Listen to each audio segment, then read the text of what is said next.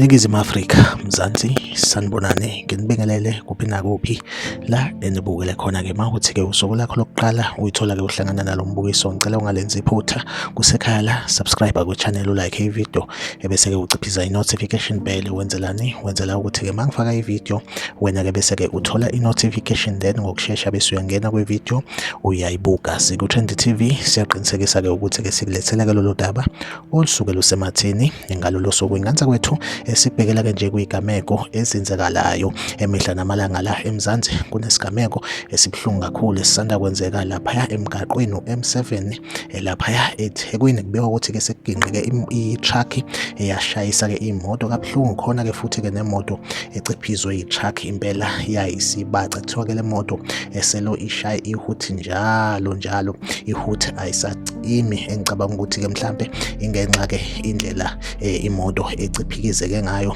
ngaphansi, and futhi kuyakholakala-ke ukuthi-ke udriver ukuthi-ke amathuba ukuthi-ke ngabe uyaphila emancane kakhulu. Le ngozi yenzeke laphaya ku-M7 endaweni-ke yaseThekwini. Like ividiyo, subscribe kuyona-ke i-channel, uphinde ucommente kuyona-ke i-comment section, ungitshele nje ukuthi kuthini uphawula kwakho ngalolu daba. Iziku-Trend TV izohlezi ikhona ikulethela-ke indaba eyisematheni usuku nosuku. Ahlangabezane kwividiyo elandelayo.